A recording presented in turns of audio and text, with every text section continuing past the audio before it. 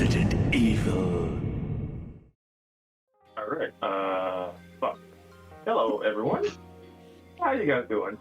Okay, hello, everybody. My name is Immortal Brando, and today we'll be discussing the new RE drop from, what was it, Summer Games Fest, or Pac-Man event, whatever it was. My apologies for that. So, to start things off, though, I'm going to introduce my panel. I'm actually going to start from the top with this, aka Austin. So, Hello. I'm back again. It's only been what, like a week or two? a year. It's glad a year for some.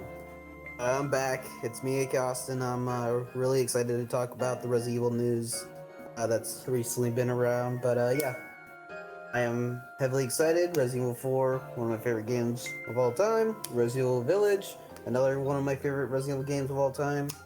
I'm excited. That's all I have to say right now. Andre. Yo, it's me, Andre B. Venom, and, we got a lot of hype stuff this June, and, we are gonna be talking about Resident Evil 4 and, RE8, and I cannot wait, so this is gonna be a fun one. I'm also really hyped for this, especially the RE4 Remake, Resident Evil Village. I really enjoyed it, so can't wait to talk about it. Lady Sundari. What? No? Yes. Anyway, it's actually Lady Token. I'm super excited to be back on yet another podcast with you all. Back to talking about Resident Evil 4 Remake again and the DLC. So I'm super pumped for this. Undead Gamer. You do yourself. Well, yeah, I'm excited to be back again and talking about some new Resident Evil stuff. It's very, very exciting, and I can't wait for it to be released. And unfortunately, Renegade Alfred. You do yourself. Unfortunately, go screw yourself. I like how Okay. you went mute too. What the fuck? Shut up. Alright, I am here as my mic finally gets back into the equation, and I cannot wait to talk about the Village DLC and Resident Evil 4 Remake. I think it's going to be fun, and let's get right into it. Alright, I have to take an intermission here for Brandon because his mic was staticky and really low. I will answer the question that he asked here so the audience could tell what exactly is going on. He said that, how do you feel about Resident Evil Village now taking a third-person perspective over first-person with this additional new mode being added into the equation? Yeah, how do you guys feel about it being third person? So I will start off first, of course. Personally, I'm actually okay with it though, but I just hope the game's actually, was really, really built around it, because it'd be one thing, to have two modes though, but if the game wasn't built around it having third person, it could actually, potentially screw you over or break the game, So I hope Capcom did some really good testing on the third person mode. Renegade, you go ahead and go next.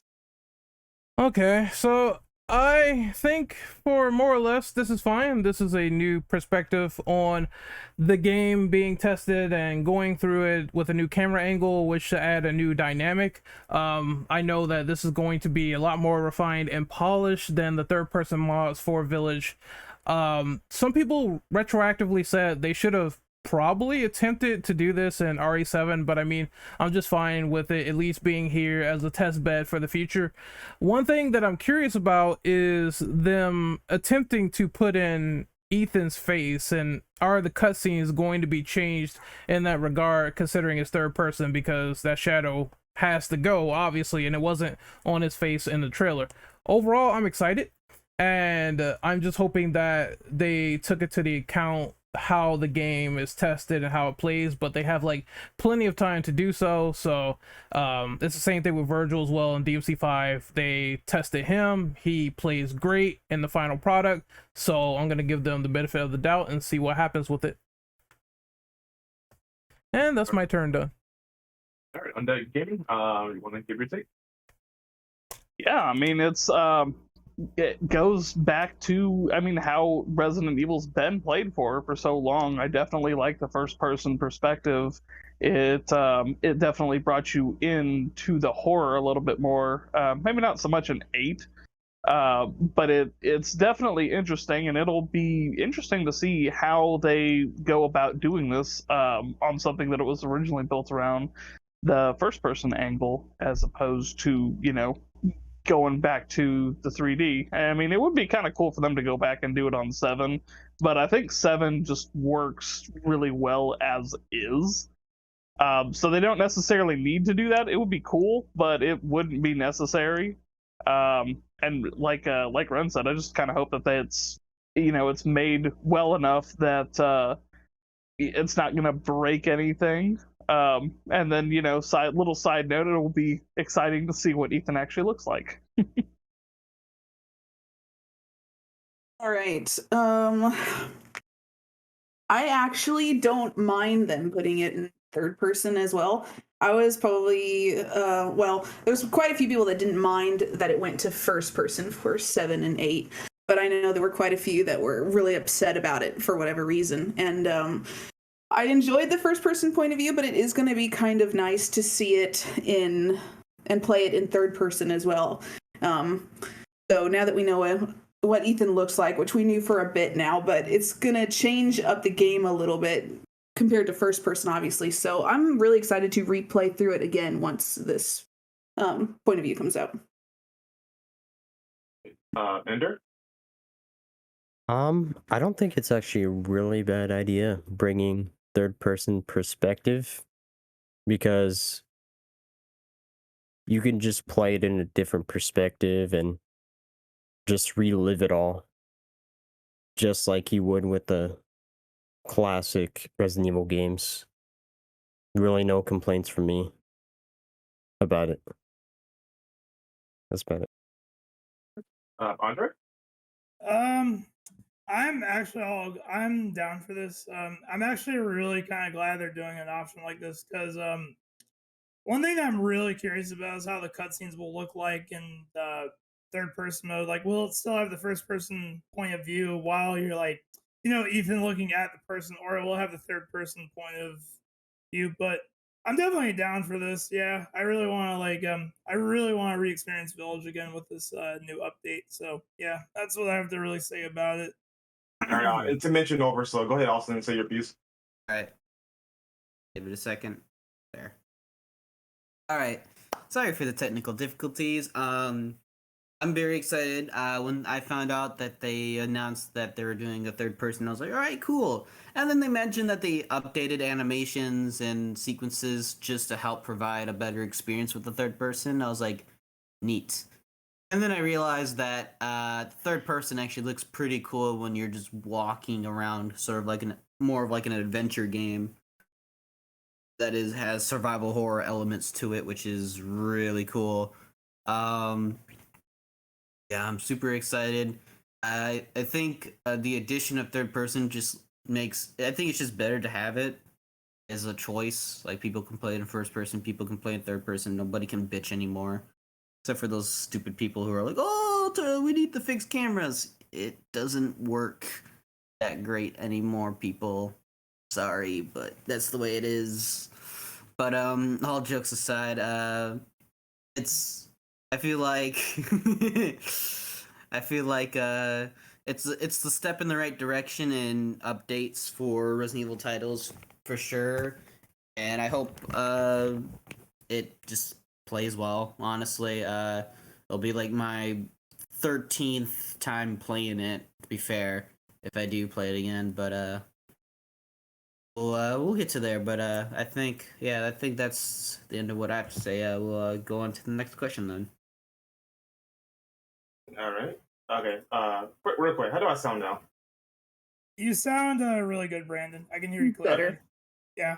Thank you. And noise suppression was on for some reason. You know, I turned it off before, but hey, Discord being Discord. All right. Anyway, back to the topic at hand. Number 2, Shadows of Rose will evolve around a 16-year time skip for Resident Evil Village. The year is 2037, and the timeline Resident Evil. Blah blah. How do you feel about this large time skip for this game in particular, and how will affect other characters? Okay, personally, I'm actually not a fan of this giant time skip. I feel like Capcom should not just be going too far ahead in time with DLCs and stuff and whatnot. Because let's say if they get to a certain point, though, are they going to end up retroactively retconning a certain event and take place too far ahead? or stuff like that. As far as how it will affect other characters, though, that's honestly a little too soon to tell because it's just really about roles. So we don't know what happens with other characters. Hell, someone could be dead, somebody couldn't. Which is another thing why I'm worried about that they shouldn't go too far ahead in timeline. Just naturally go forward rather than just jumping ahead, whether it's DLC or main game. So I'm not too keen on that personally. Oh, sorry, Renegade, you can go next. Okay, I am indifferent on it. On the one hand, the good merits from this timeline jump is that there will be definitely a lot more stories to tell in the past. I'm pretty sure that I think me and Ninja were talking about this like before in the server, where it's like these isolated incidents can now be sort of filled in with other characters, other scenarios, and other outbreaks that could have threatened the world in this time. On the other hand, I feel like this is sort of, jumping ahead to the point where we're kind of spoiled to these events not being as cataclysmic as the game is setting up, because the world looks fine for what it is. So whatever the case may be, Leon and Chris sort of, work together and they stopped a lot of incidents in this time period, I assume. I don't know how I feel. Like I said, part indifferent, part looking forward to them filling in the events, but it has to make sense because they could easily drop the ball on this. Personally speaking, I do remember when there was the sort of label on Resident Evil 7 and the sticker coming over from 7 to 8, and it's saying that Rose rapidly grows over time. So it's like, what are they going to do with that scenario if that still exists for the people that are perfect molded? We don't know yet. Though it is an interesting premise, and it's not the first time we've seen time jumps in RE, just not one that is this massive. So I guess I want to see how this turns out the most, yet I do have some reservations about it. And that's my 2 cents on it. So I guess, you know what, I'll just go from here. Deadman, what is your thoughts on all of this timeline business? And we can pass the baton to the next person. Well, I mean, I'm still somewhat new to Resident Evil. I mean, I've been playing it for a while, but I haven't played the majority of the games, so I'm not really sure how well the time skip is going to work or hinder the expansion. Just as a general rule, though, I mean, a couple of years max is probably all you would want to do, unless you're explicitly telling a story that's supposed to be set hundreds of years in the future from your previous title, kind of like Mass Effect Andromeda. Or, if you're like playing somebody's kid, from the previous titles, kind of like if in Red Dead Redemption 1, like, if the next game had his son and it was set 9 years in the future, I mean, that would be different because it's an entirely different protagonist. But it's not, it wouldn't be like with Resident Evil, you got an outbreak that's happening all the time, basically.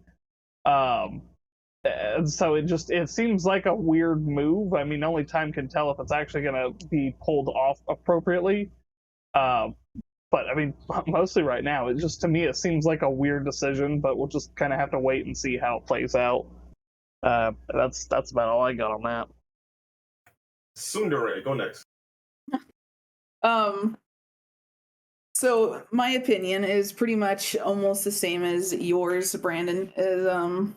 I think it's really strange that it's a huge time skip in the game. So I'm curious to see exactly how it works out and the events that are going to come in the future, depending on how many Resident Evil games they end up getting, how it's going to affect how those are, and in relation to the heroes and the storyline and everything. So it's a really interesting choice. I hope it works out, obviously, but I think it was a really weird thing to do. Ender? At the moment, I'm not so sure about it, but at the same time, I don't know what they're gonna do. So it's gonna be interesting what they do. So I'm, I guess, looking forward to that. Gonna see what they have up their sleeve. I'm mid about it right now, but we'll have to find out. Andre? I'm very indifferent to it because I said in podcast only chat, huge time skips are very risky to pull off. Like, I think the longest a time skip should be is like 3 to 4 years max, maybe 5. Because I don't know, 16 years just feels it's a lot of time. Because at least a lot of the older RE games, like usually after like major games, it would be like 3 to 4 years. So we'll see what happens because I know it comes out around October, so we'll probably get the answers by then. But other than that, I'm pretty indifferent to the notion. All right, I guess it's my turn. It actually came to a surprise to me mostly because I was under the impression at the after in the end credits of 8, where it shows Rose going to Ethan's grave, they implied that it's only been like not the 16 years, it's been like 5 or 10 roughly. And they confirmed it in the DLC, like, oh, it's been 16 years. So I'm more shocked and surprised more than anything, and not really feeling like any huge endearment towards it. It does mean that like a ton of our characters at this current timeline are like should be having their senior citizen rights for sure, which is a funny thought. Like Barry's probably like in his 70s, maybe 80s. I remember somebody put a spreadsheet of the years that each character should be, and like Barry was definitely like he's definitely he doesn't have it anymore. But I think that they're trying to open up to kind of like the future of Resident Evil in a bit with Rose. So I'm quite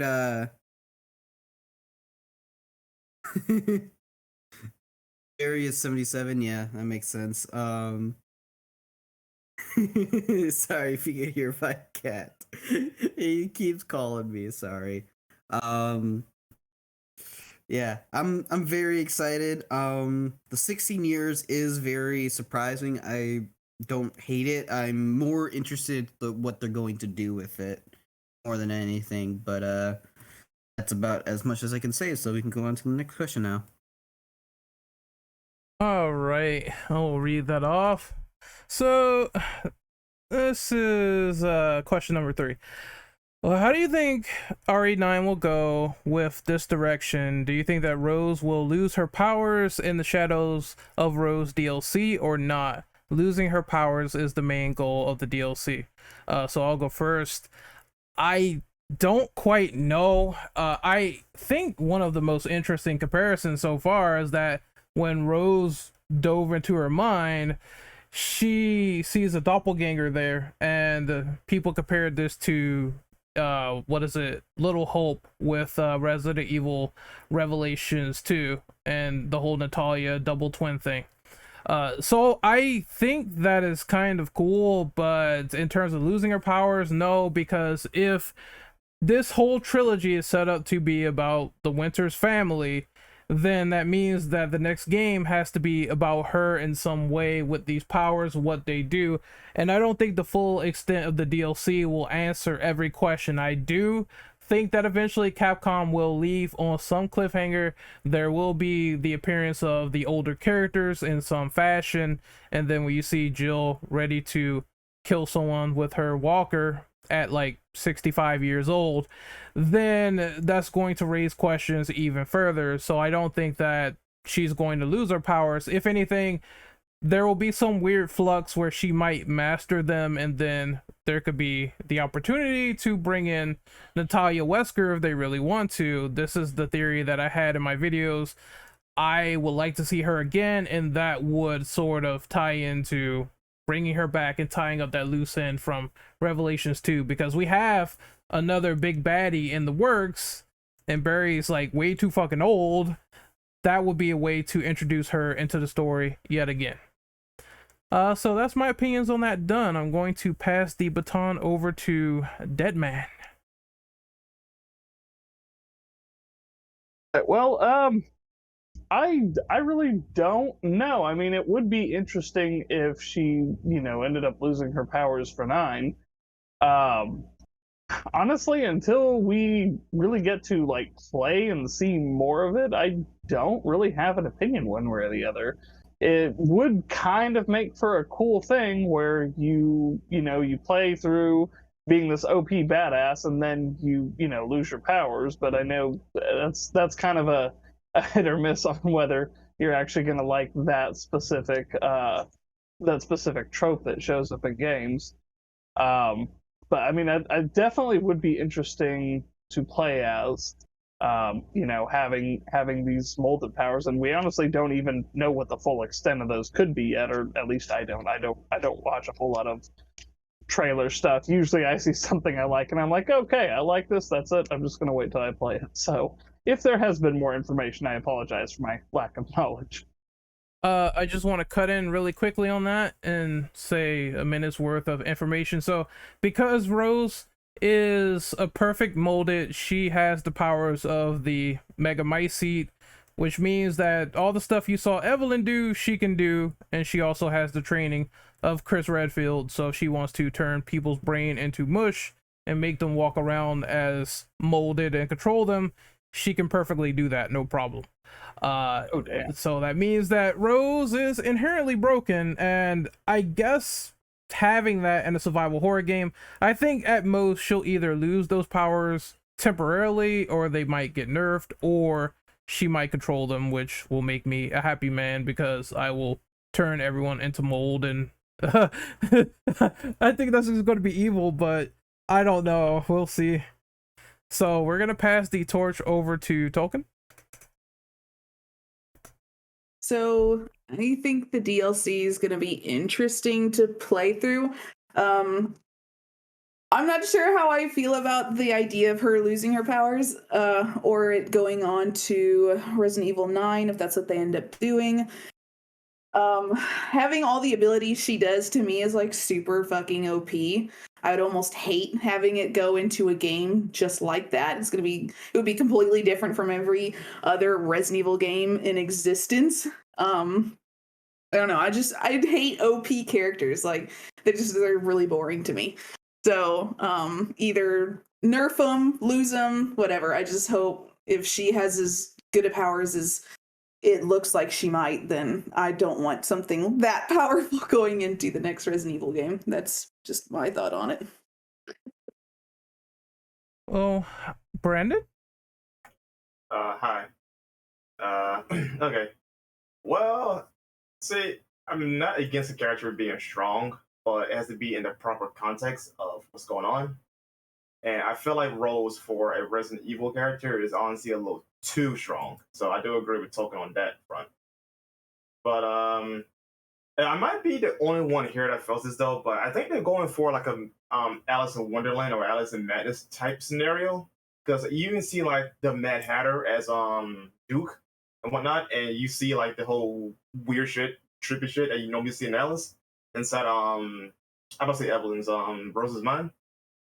I might be far off now reaching though, but I wonder what you guys feel about that. As far as losing her powers, is whatever. I feel like she'd be okay with it, honestly, because she doesn't like being reminded that she's a molded or powerful being, So I'll go ahead and pass the torch over to Interlusion.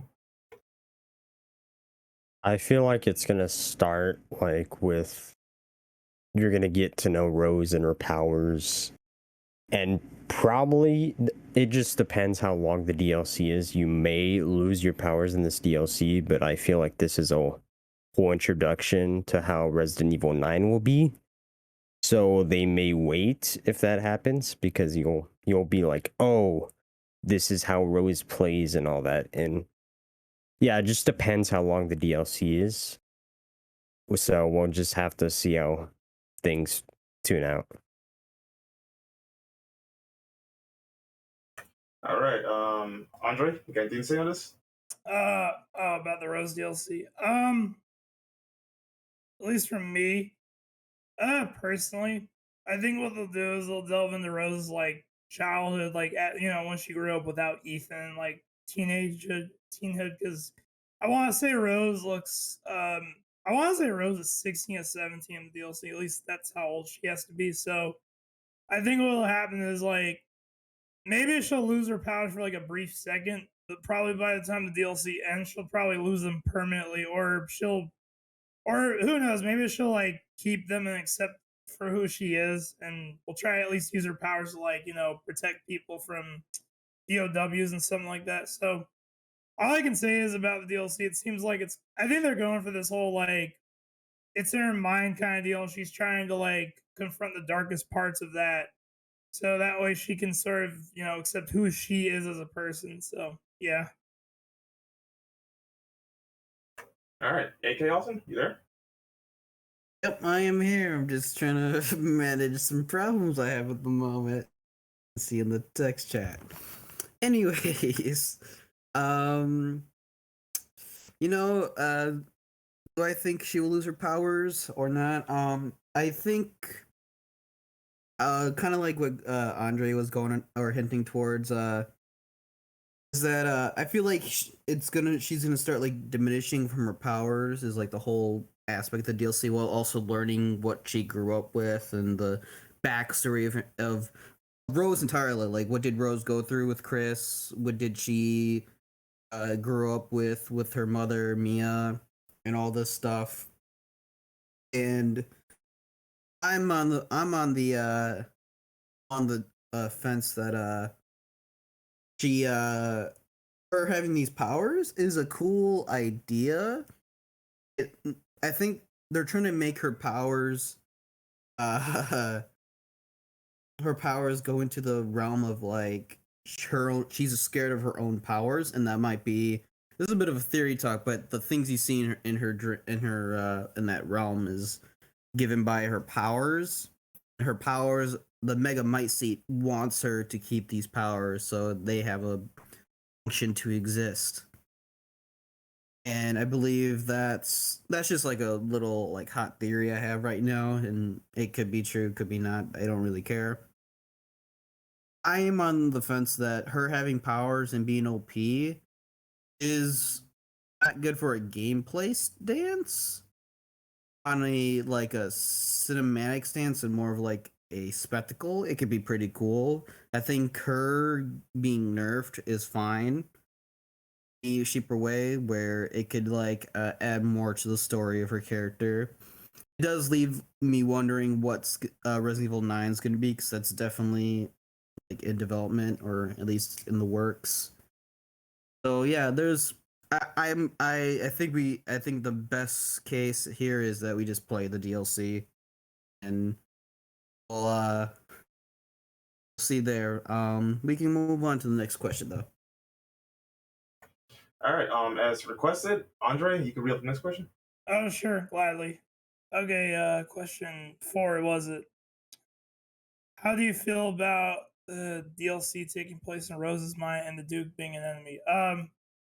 The Duke being an enemy, you know what? I'm actually really not too surprised, because if you remember correctly, in some of the concepts for Village, he was actually going to be a lord at one point.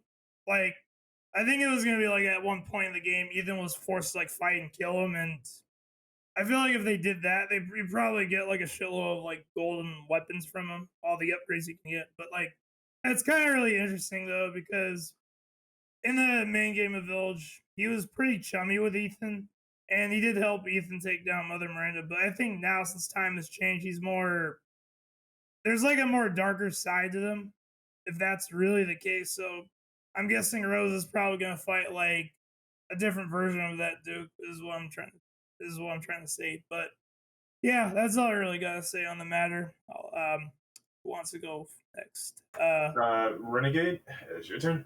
All right, it's your turn, Ren. You can go.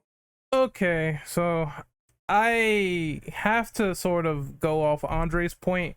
Of course, he was in Resident Evil Village, and you had shady vibes to the Duke, and he was saying all this stuff, and just his size and him, being all quirky and kooky, you would imagine that he would be a villain. And then it turns out, after examining the game more, that yes, he was originally going to be the Fifth Lord. So I think this is their opportunity to capitalize on that idea, and I also think that they're going to look at more cut concepts for Resident Evil Village and say, hey, we can shoehorn that into the DLC, no problem, and he could be this giant spectacle boss fight. But considering that he is in a dream, I wonder how this is going to migrate over to the real world. Is the Duke dead?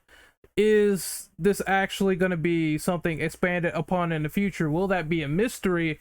Only time could tell, but I do know that the scene where he was transporting Ethan and he was sort of going on about how this is the end and stuff like that, I think he might just be more than what the eye is expecting. So they might put some more supernatural elements in there and keep you guessing, and that would be good because I think that will add to the Duke's mystery along with this character, as well as, you know, having him there and saying crazy shit while he is a boss. I can't wait, honestly, and I hope it's just not only him as the main lore in the DLC. I hope they have someone else to sort of supplement that and say, hey, we have two villains in Rose's mind, and I figure maybe that's what they'll do with the doppelganger Rose that you see in the DLC trailer. So that is my opinion on that done. I will pass the baton to Mr. Deadman. It's definitely interesting. I mean, you could look at it in the sense of she views him as the villain because, you know, he knew about her being all cut up and stuff, but, you know, she's an infant at the time, and we don't really know if the molded is one of those things that was like you can what is it, like infant remembrance syndrome or something, where like you can actually remember stuff when you're an infant. I'm not sure how that'll work out, but knowing about the not really cut content, but knowing that he was originally envisioned as one of the lords, that will definitely be an interesting thing for them to look at, especially when it was, you know, already an original concept of theirs, and they could end up building on it a little bit greater. And it is definitely going to be a little unsettling too, since he was so friendly and so helpful through the main campaign. Beyond that, I don't really have a whole lot extra to say on that. All right, Tolkien's. Well, I think it's interesting that they're gonna have the Duke being an enemy, considering, as others have stated, he was sussy through the whole game. I had some weird vibe about him playing there. I was like, oh man, dude could easily just be evil at the end, but it's gonna be interesting to see how they play it out. But I'm really looking forward to this DLC, so I'm ready for it to drop so I can play it.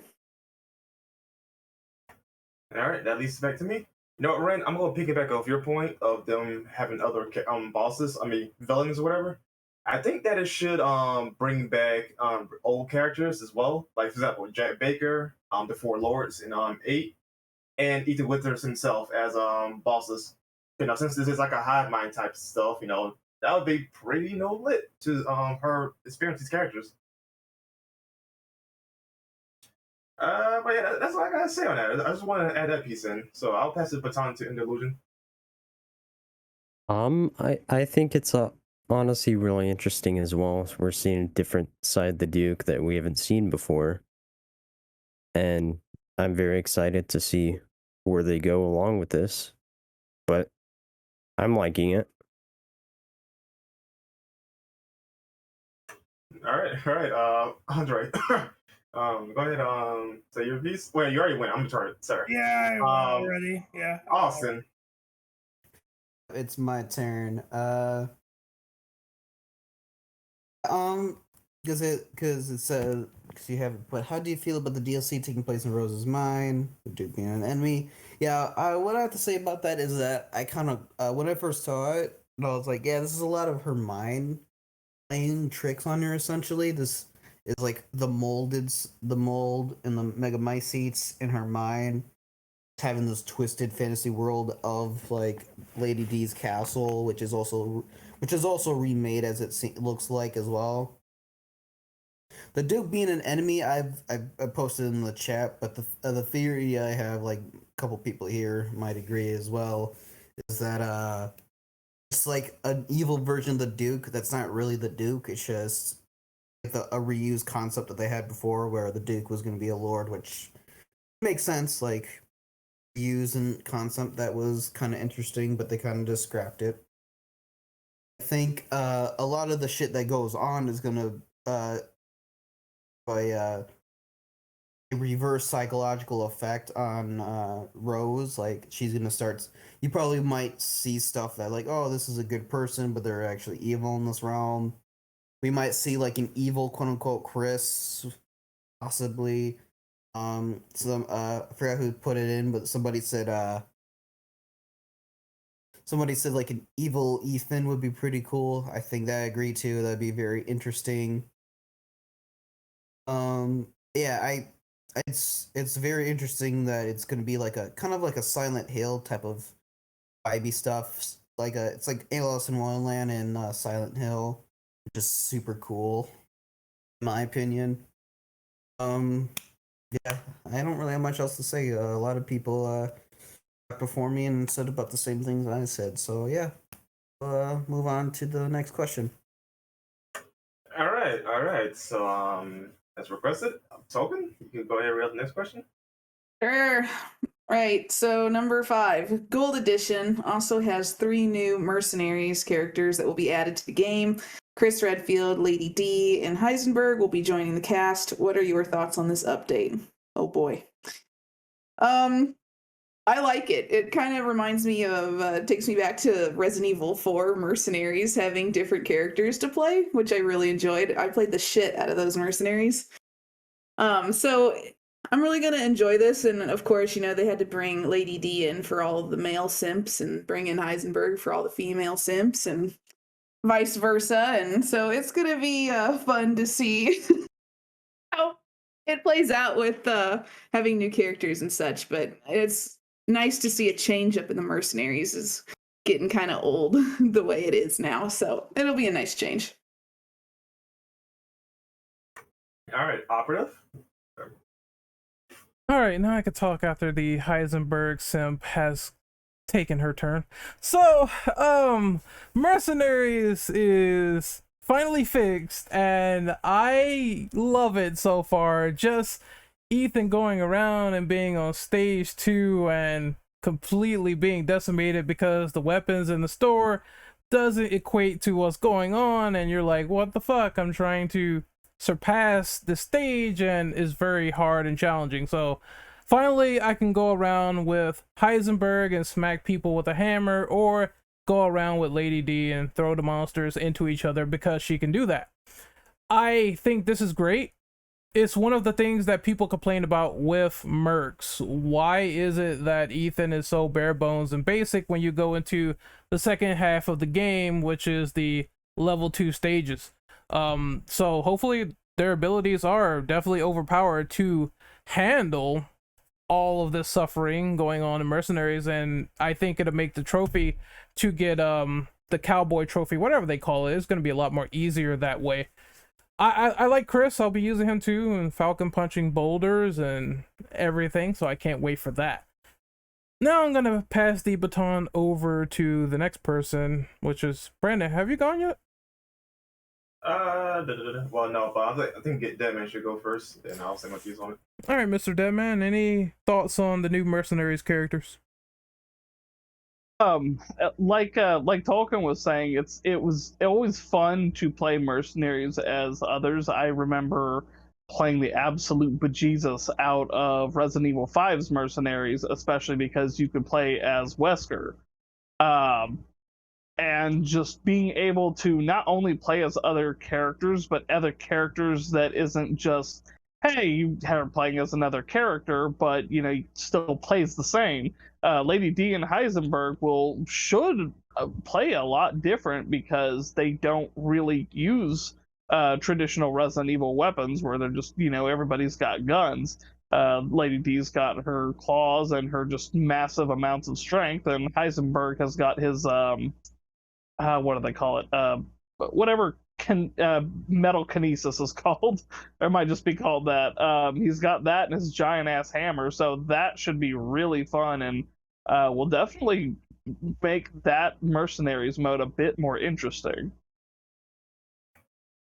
All right, well, the baton go past to me. You know, I'm in same boat as everyone. I'm really intrigued on how they're going to do the new characters because they don't have guns, right? So they're going to have like a whole new playstyle towards mercenaries because it's obviously always gun centric, right? So I welcome the change of pace for the characters. The only thing I wish they did was also add in like maybe Chris's team. What they call it again? Wolfhound? Sorry, I don't remember the name. Yeah, that's what they're called. Okay. So it'd been nice if they had those characters in because they have guns that not even Chris or Ethan uses. So it'd be a nice way to diversify the loadout stuff, as as an option. But oh no, yeah, I have no complaints on as far as on the new mercenaries, other than they could add in new characters. I just hope that stage twos let us use a proper loadout because, as Renegade said, the Village of Shadows versions of the stages are dreadful because they give you less resources to work with as opposed to the original stages, which is why those are a lot of fun. You can actually mix and match whatever loadout you want and go take out the thing. Oh, but yeah, I was not a fan of those stuff. But enough ranting. I'll pass the baton to Illusion. I'm actually really hyped to play as these new characters. And I think it looks like there's going to be new maps. I'm not sure. It's been a while since I played Mercenaries because I went on that Mercenaries grind. But there's some factory enemies there. And it's just going to be really fun to play as Domatresk, Heisenberg, and Chris. I really enjoyed playing as Chris, and now I can play as Chris more. So it's definitely going to be exciting. So can't wait for that. Andre? I can't wait to play Bloodborne. That's all I have to say. I can't wait to play Bloodborne. But no, I'm really excited to play as Chris, Lady D, and Heisenberg.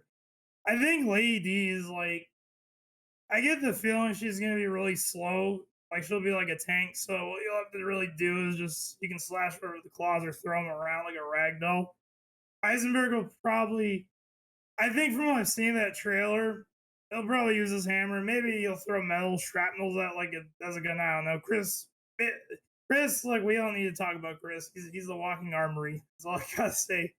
But yeah, that's all I really have to say on that matter. But I'm excited. Definitely gonna check back to Mercenaries again. All right. Austin, my Alright. fans. All right. So yeah, Mercenaries being updated, fucking fantastic. Cause I could not beat the Village of Shadows version of it because it was just so annoying, and so you have to be pitch perfect about the shit. Oh, I can't wait to play Chris. Can't wait to play Heisenberg. Can't wait to play Lady D and just destroy shit. That's what it seems like. And as people were stating before, there is new maps. They did say they're adding in new levels, which might be a probably Rose levels. I'm just going on a whim. It's probably some levels that are factored around Shadows of Rose. A good shout out in my opinion. Yeah, it's gosh. I just playing as Chris is gonna be fun because of his one punch fucking attack. I'll be like one punch my way throughout the fucking game.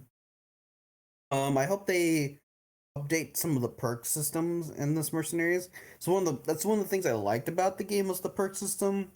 However, it kind of didn't do much when it was Village of Shadows and your weapons were fucking god awful and piss poor.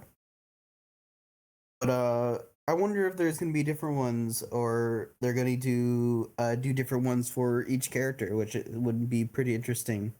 And I would love to see if they do anything around that. But I don't think anything else to say other than that. It's a good update. It's awesome having more playable characters and different playstyles, and potentially just a lot more bad shit fun, even on the harder levels, is great. And should keep at it.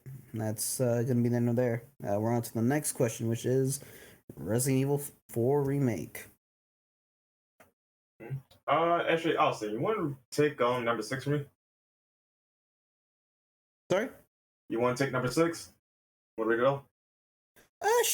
Sure.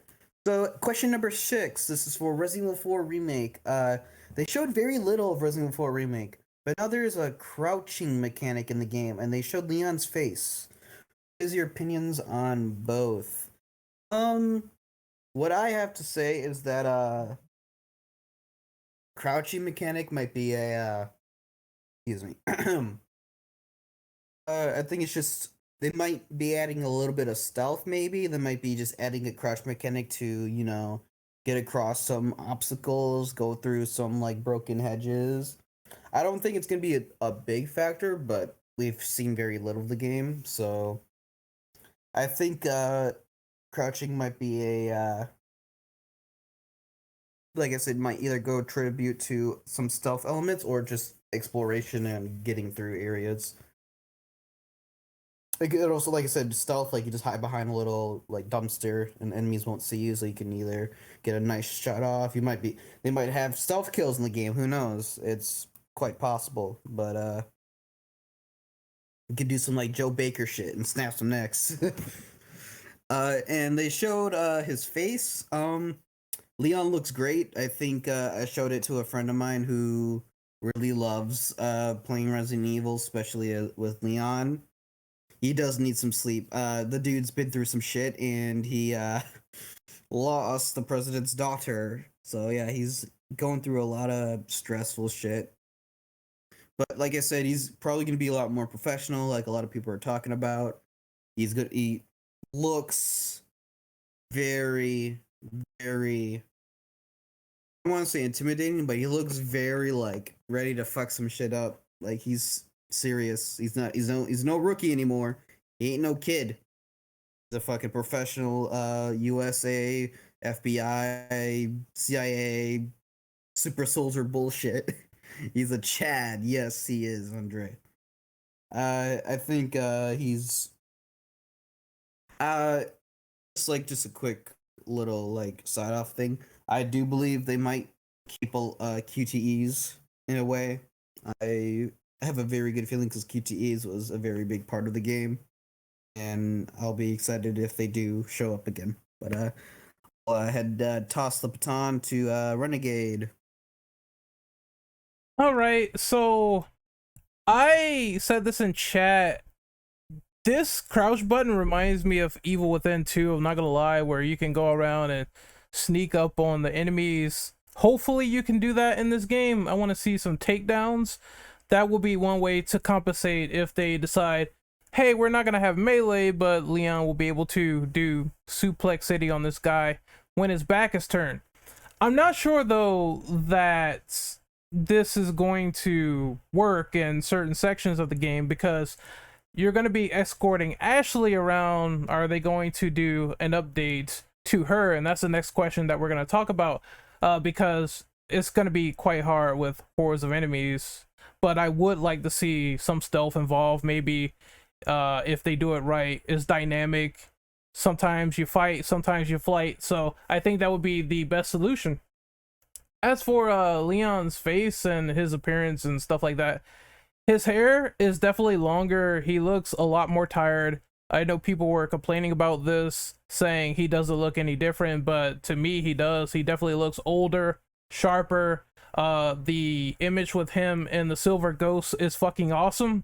They released that too in the video when they were showing RE4, and it just looks so dope and detailed that I cannot wait to get my hands on it. I'm keeping that handgun for the entire game and no one will stop me. I think that it's also interesting that they're putting in stealth, and maybe this is an opportunity to fix Island, because in the Island for the original it was a shooting gallery. So maybe you have to take another approach, sneak into the complex and get the drop on the guards before they get the drop on you, and things will be much harder that way. I think that would be one way to compensate while making that section tense, as well as doing the same for Krauser. We had a discussion about that in chat where it's like, imagine Rambo hunting you in this game and you don't know where he is around the corner. They could put something like a small dense jungle, and that would make his section different as well as interesting and intimidating. And I hope that's the way they go, because I want to be scared of a human enemy for once in this game. So that is my opinion done, and I'm going to pass the baton to Token. Okay. So, crouching mechanic in the game. I dig it. I like games, especially in the horror realm, that involve a lot of stealth in it as well as combat. So I think it'll be hopefully it's a good mix of both. Some games will just give you way too much ammo, just makes the game way too easy, even on hard difficulties. So, yeah, if they involve crouching and have maybe less ammo per se, or it's harder to find, or however, I'm really gonna enjoy that. Crouching makes horror games much more fun, in my opinion. All right, actually, I'm gonna go next now. Let that man go. I'm actually okay with crouching being in it because it gives us more, traversal and other more options to, play around in the RE sandbox.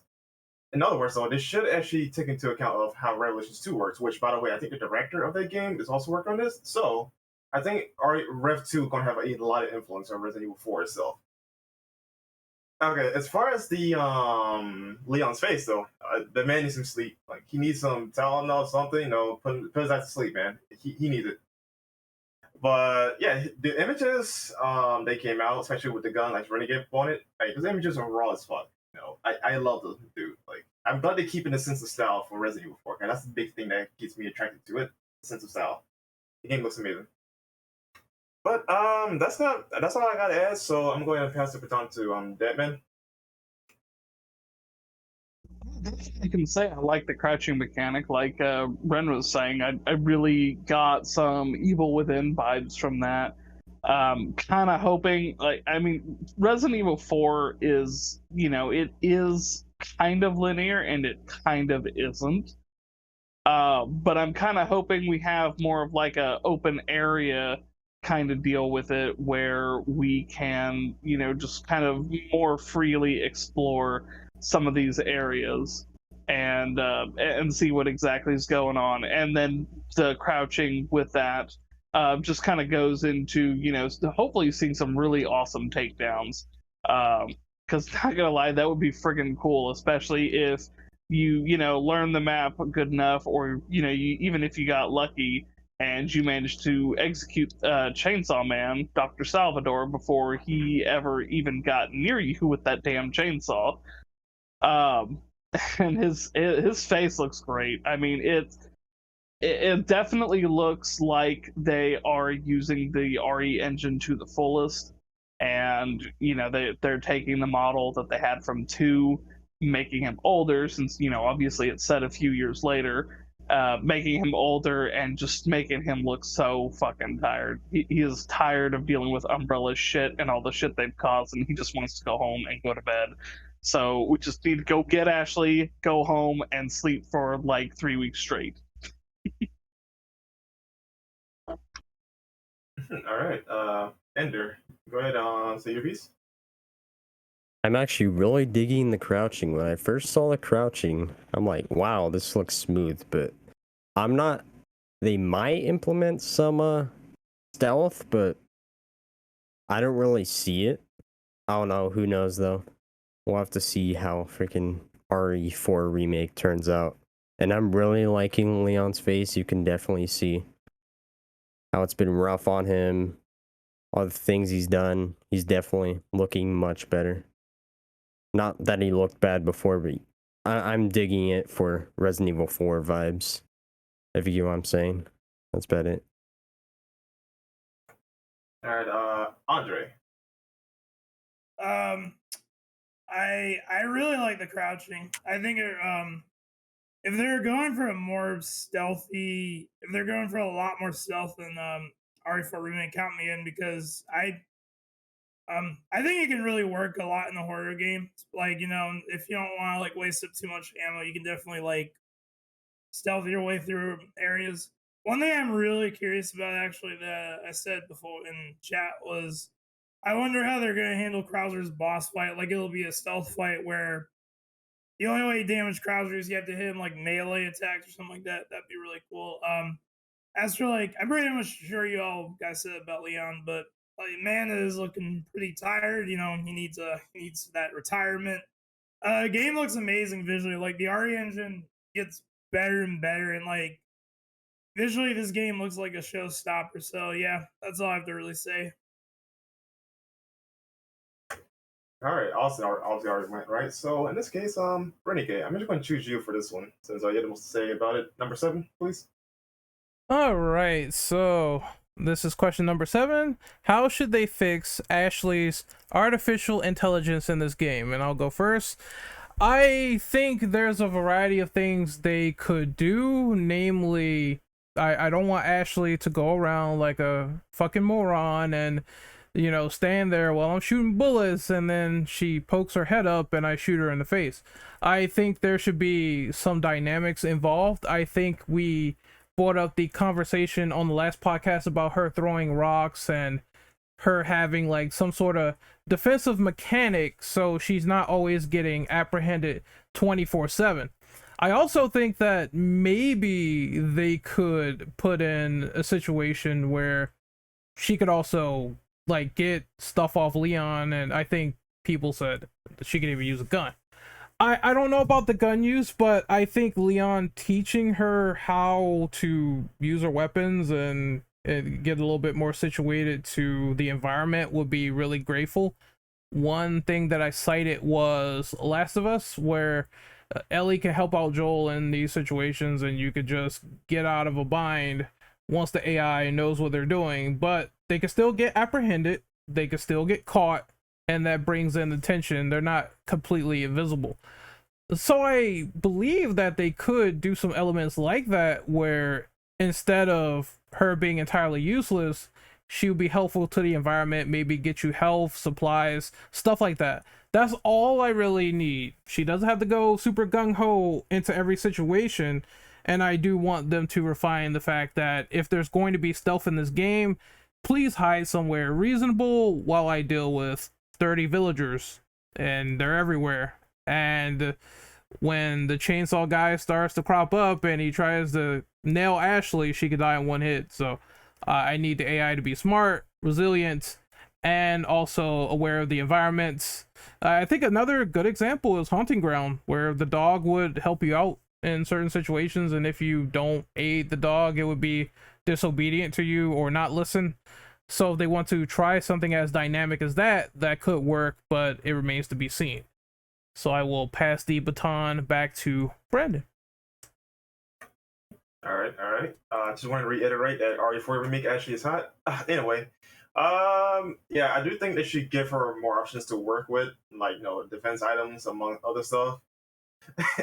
So yeah, Revelations 2 is definitely like I'd say as far as RE is concerned, not going by outside of the realm is a good example of having like a secondary partner with you. But in the case of RE Revelations 2, like your partner is invincible unless you're playing a co-op mode, which is couch co-op, unfortunately. So I think you should take that aspect as well, and also give her own unique inventory slot where you can put stuff in, take stuff out, that kind of stuff. And of course, when she's not with you, the stuff is just locked away. So you gotta choose carefully on what you give her and what not to give her. I think that would be pretty great. Because honestly, though, one of the worst aspects of the original was honestly Ashley. Because she could die easily, she could get in the way. The AI fucks up. It doesn't matter how good you are, though. The AI is just not that good. So Capcom has a lot of improvement to do. And with that, though, I'm actually going to pass it over to Undead. Well, I personally never had that much issues with Ashley. Pretty much any place that had a dumpster in there, I'd always tell it to just wait in there until I was done doing whatever. But whenever that wasn't an option, she was always kind of a dope. I can't tell you how many times it's like, hey, Ashley, go hide here or go stay there, and then immediately she just gets captured. And it's like, okay, I know she weighs like 50 pounds soaking wet, but like she could push them off of her or something, or at least try to.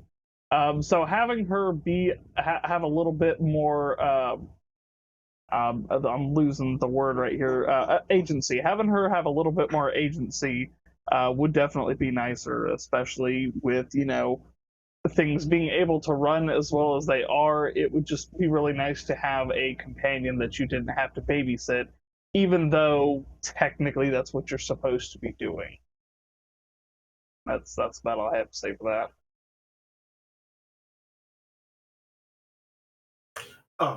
Okay, Token? I'm pretty much the same as Undead. I honestly, for the most part, even on a harder difficulty and not using the knight armor, I didn't have that much trouble with the AI for Ashley. He just kind of had to strategically place her in areas you knew were going to be safer, and keep an eye on her more. But I didn't think it was that horrible. So I do hope they make her AI a little bit better in the remake. But please, for the love of God, do not give her a gun.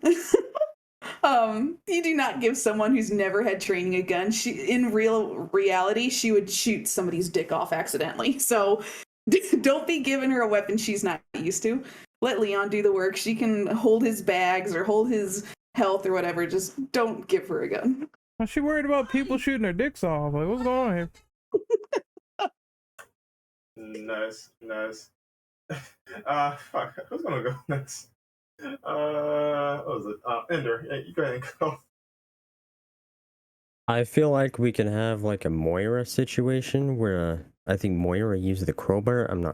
I can't really remember, but instead like Ashley uses a knife maybe, but she's not the most skilled, so maybe she can like miss sometimes and then get grabbed, or like she can also help get ammo and all that. We'll have to see how it is. I really, in the vanilla RE4, didn't have much issue with Ashley, but I'm playing through this really difficult mod where there's tons of enemies, so I'm having a bunch of issues. Just make her better, I guess. Defend herself at the very least, maybe. I don't know. Maybe we can have like a stealth kill, like some like Last of Us kind of stuff, like Ren said. Like she can help with stealth, but I feel like that would also be very OP. We'll have to see how it is. All right. Andre, go ahead next. For Ashley and so this is what I would do. I think what they should really do with Ashley, make her useful. Have Ashley, like, if any of you guys played Bioshock Infinite with Elizabeth, I think what they really should do is like Ashley can point out items for ammo for like Leon to pick up, but also one thing that can also work is she can, I don't know, give her like a crowbar or something, or have her like distract the enemy. Like she can throw a rock at an enemy, distract it for a bit, and Leon can either do a melee move or like headshot, something like that. I think that would really work well. What was it? I'm not really sure if the enemy should take Ashley away. Personally, I want to say, I don't know why, but I want to say make Ashley invincible, but that's really just me, so it's not like, a huge hassle. But yeah, I think that could work better. Yeah, that's all I really have to really say on the matter, so yeah.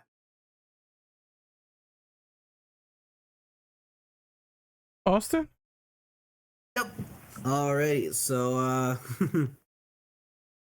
what they should do with Ashley's AI, I think a really good thing they'll do, and I know some people might have a very similar structure. I think that what they should do is that when you meet Ashley, she sucks. She is a civilian essentially. She can't really do much other than run or hide. But I think throughout the game, she like watches and observes Leon, and slowly her AI slowly adapts and gets better to where she knows where to hide instead of Leon asking her. She helps find items, kind of like a Moira situation with the flashlight, or Rev 2. I think that she starts to progress later and later, sort of like an Atreus situation in God of War, where he gets better and the mannerisms get better, but then there's probably a certain point where Ashley kind of deviates back a little bit because of either the plaga or a bit of a internal dispute between them. Could be really cool for story purpose, for cool unique gameplay moments. And I think eventually she might like help distract enemies for Leon, so as if the crouching system is like a stealth system and she can like start throwing shit, help you move around or kills. If like an enemy's about to hit you, she like helps you in some way, but she puts herself in danger. That would be really fucking cool in my personal opinion. think having a system like that just makes her the escort type, but also that she learns from Leon. That Leon kind of gives her a bit of like courage.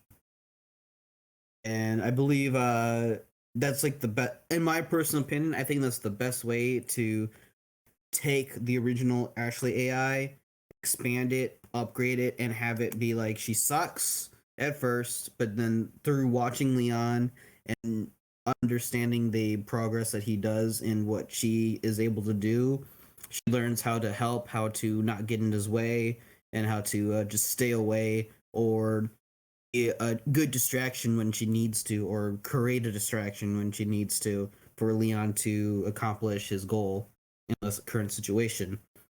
That is probably the best way, in my personal opinion, that they could do that, because it just makes sense that she's not a stupid fucking robot. Make her more of a human being where they learn that they could do something. They learn that they can help, and then maybe in the story that Leon might gives her a knife or gives her a weapon that she can use to either help defend herself. If Leon maybe gets grabbed, there's a chance that she'll run up and fucking shank a bitch just to get him off Leon. That'd be really fucking cool. I think that's actually a really good way to make a very interesting co-op partner in a way, where you defend them at first and then eventually they start helping you. It's like the best way I think they could do this. I think that's all I really have to say, is that just make her a companion that eventually gets better, in like an Atreus situation in God of War. Super, super good. In my opinion, I think it's a lot more engaging. It fleshes out her character. It doesn't make her the stupid escort trope.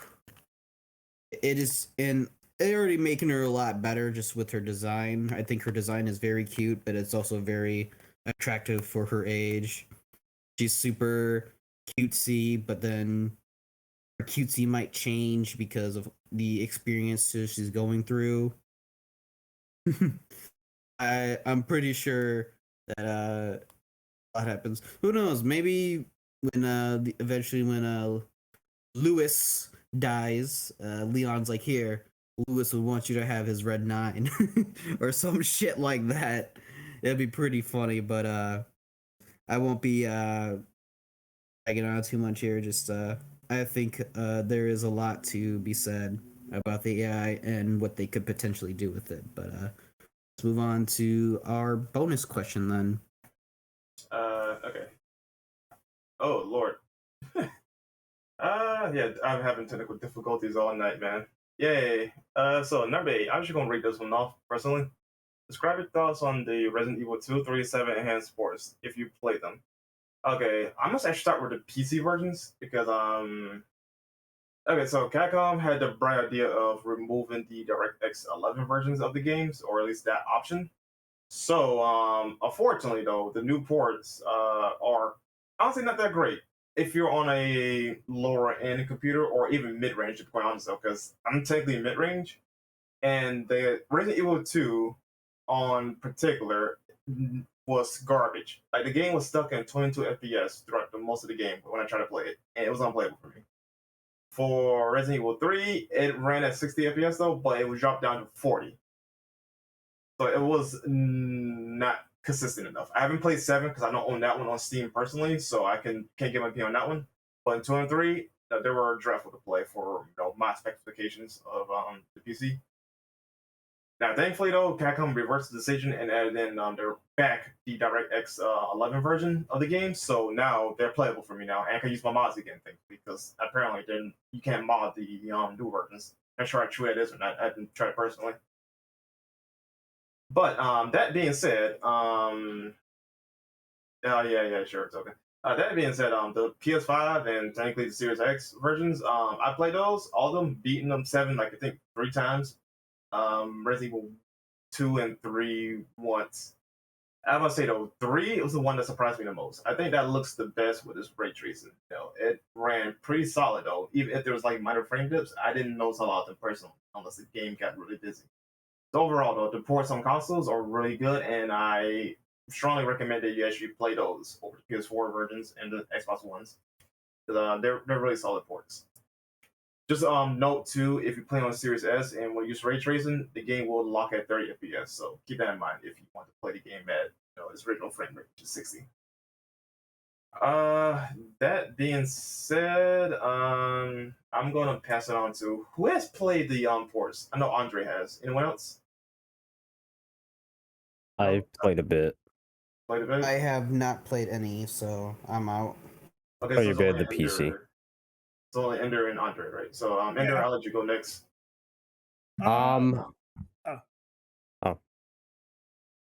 So I played a bit of all three of them.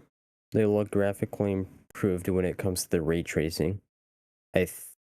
I wasn't so sure about. I think textures are the same. Sucks that you can't use mods on them, but you can go back to the DX11 versions. I've seen some people's experiences. I haven't played it on my PS5 because I don't have the space, but it looks like there's some issues with like graphic shadows and all that.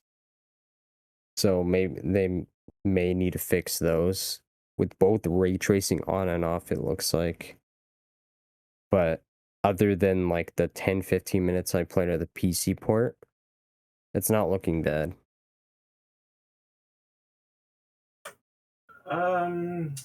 Andre, go ahead, go next. Oh yeah.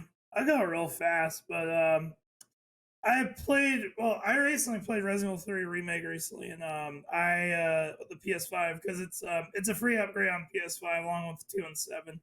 And it looks really good. The load times are a lot faster, and it's a lot more. It looks a bit sharper, at least from the PS4 version. Because when I played it on PS4 in like 2020, load times are pretty long. It caused my console to get pretty high at times because it was like pushing it to its limits. But overall, I'd say the upgrade. But what Brand said before, it looking the best. Yeah, it does look really nice. I'm definitely gonna try out RE7 next once I'm done with the remake. But yeah, that's all I have to say on the matter. All right. Hey, I forgot to mention the load times too, because they're insanely quick, man. Especially Oh for yeah, Resident dude. 7. 7 really need those better load times because they took forever on PS4. I agree. Like, man, it makes a difference. All right. Well, since nobody else is going, so anybody got any bonus thoughts, questions? Yep. Can I add real quick on 7? It go sucks that ahead. you still can't skip the cutscenes, like the beginning cutscenes. Yeah, 7 you cannot skip the cutscenes at all. Yeah. For God, I wish they did. I wish they fixed that though, but it's probably hard coded into the engine. Who knows? But anyway, go ahead. We want to add in. This is just the 10-minute, talk about whatever segment. So if there's any like sort of final questions, you guys can now interject and talk for like 10 minutes. I don't know if I had a point and then I forgot that I was gonna add it, so I'll let you guys go. And was it about the Alice in Wonderland? Because I did brought that up. Oh, that so was you see it for later. That was cool. I guess if they did that, that would be more equivalent to the fairy tale storytelling that was in the original Village of Shadows book. So I guess maybe that could add some more foreshadowing and premonitions to the storyline. Mm-hmm. American McGee's Resident Evil, I guess.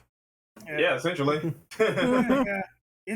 What was it? But I'm just really curious. This is for RE4. I'm actually really curious on how they'll handle Lewis's role. Like, will they go in detail with like his past in the remake 4, possibly?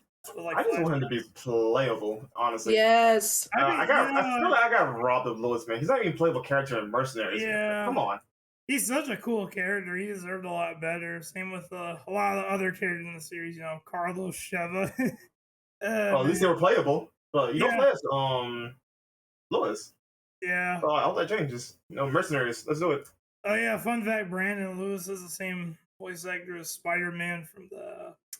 Well, it was one of the PS1 Spider-Man game. Yeah. Yeah. He was Reno Romano. That's his name. Yep, Reno Romani. That also Batman, the Batman WB show. So that's a little fun factoid for today. I think I said in chat, if Lewis just dies this time and he gives Leon his gun, I think that would be more of a emotional moment So I hope that's actually in the game. Oh, I'll be fine with that. In fact, though, they should do the thing where in the original, you remember if you do all the blue medallions, you get the was it the blacktail, but you get an upgraded one. The instead of buying Punisher. stock. Punisher, yeah, that's what. Thank you. So I think they should do that as well for those guns. If you pick it up, or instead of buying it though, if you get it off him, you'll get a more custom version of the gun, which just has like a few maybe specs over than stock one. That way, it give you a head start. I think that'd be a neat idea. Yeah, it means that it'll be like a different gun. I think what is it? Fuck. The Magnum, the Colt Python in Remake 1, it was way different with the one that you could get from the graveyard as opposed to the one you could get off Barry as well. Yeah, there's different ammunition, which I forgot the ammo type. I know one of them is a 40 cal. I think that's Barry's guns. Mm. He uses like a Smith & Wesson 40. Yeah, so there's that. Okay, so any more thoughts, opinions, questions, answers? I'm excited for the games, that's for sure. Yeah, token. yeah, pretty much same. I'm just excited for the game to finally come out. It feels like we've been waiting about a decade. I'll be a fucking granny by the time it actually comes out. You already are 100. No, but pissed off. I'm gonna feel old when freaking the last part of Final Fantasy VII Remake comes out. But you feel old, man. By the time that happened, I'd be 30. Same. I'll be 30 by then. That's gonna be I'll even be- longer wait. 30, you're like, I'll damn. be like 20. I'll be 27, I think, when the last part comes out. Fuck. Oh. I think they said it would take me like maybe 1 or 2 more years, so it won't take that long. I'll be like 25 to 27 when the last one comes out. Yeah. Wow, the wait. Yeah. You got Ren that's 42, token that's 38 or whatever. So Stop! Yeah, Stop! Stop! No. Look, Stop! spoilers. You're breaking me. Spoil- Stop it! We're from Boston now. Instead of Dream Daddy, she's gonna be Dream Grandma in a minute. Fuck off, Ren. Jesus. Dream enough. Jesus Christ, you guys. Alright. Enough of this insanity here. Let's go ahead and do outros. I'll start from the top. Austin. Yep. It was fun being here. I'm AK Austin. You can find me on Twitter under the same handle, AK Austin. Yeah, very fun podcast, very chill, and yeah, I'll pass it off to Andre then. It was a really fun ass time. I definitely had a great time talking about RE with you guys. You can find me at Twitter, Andre B Venom. I'm on YouTube. I haven't really uploaded that much, but yeah, definitely can't wait for more in the future, especially when RE4 does inevitably come out next year in March. All right. Tokens and Tsundere. Go ahead, actually, so. You guys can find me at YouTube under Lady Tolkien, where I am currently doing a playthrough of The Quarry, which is fantastic, by the way. And I am also on Twitter under Lady Tolkien 7. I keep forgetting you have YouTube. Check it out at some point. Yeah, man. You can find me on Twitter, usually talking about bullshit or whatever I'm doing on YouTube. I'm not sure when, but at some point I'm going to cover all the Resident Evil games. I imagine it'll be probably sometime after the 4 Remake comes out. I feel like that'll be a good time to start doing that. Yes. You can find me at Deadman Gaming on YouTube and Deadman Gaming 13 on Twitter. All right, and last but not least, you can find me on Twitter at Immortal Brando, Twitch at Sir Brando. I do have a link tree, so you check that out on my pages. And yeah, have a great day. Do my goddamn outro. Any regenerators or anything, eat your legs off or anything like that, No, don't skip me. Fuck you. Oh, hey, man, there you go. There was a part we forgot to mention. Yeah, I you did it all. am gonna be fucking terrified of those things. Oh yeah, the new regenerators are gonna be ugh. They have to be like super ugly looking and tall, and they're still gonna have that breathing, I assume. So just imagine that thing coming like towards you in the hallway, just redesigned. I also want to see the Verdugo as well, because I wonder how they're gonna do him also. No, I want a thing to crawl on his legs, the regenerators. Like, start crawling all fours. Like, imagine how creepy that would look. Oh, that'd be insane. I get you, dude. I actually can't wait for all the death scenes in that game. That's gonna be nuts. Like, Please Leon, don't be censored. Please, please. like Leon getting his head bro. cut off, Leon getting Oh, like shit. sliced in two. That'd be insane. All right, Ren, after yourself so we can leave. Okay, so you can find me on YouTube at Renegade Operative. You can find me on Twitch at Renegade_Operative, and you can find me on Twitter at RentOperative_. I have uploaded slew of new videos so far. Gears playthrough. I've uploaded a lot of stuff on my channel, IAS channel. Check us out, the Infinite Ammo Syndicate, and I'll be working on some Marvel stuff next week. So look forward to that. All right, yeah, you catch our OnlyFans too and whatnot. I'm just kidding. Yes, yes, definitely. uh, I guess we will see you guys later for the next podcast when there's more news updates, and when the DLC comes out, we'll do like a little mini review on it and what we think of the story, because I'm sure 99% this has to cliffhanger into Resident Evil 9, so all those spoilers will definitely be happening on October the 28th, so look forward to that. We're gonna sign out, so we will see you people next time. Later.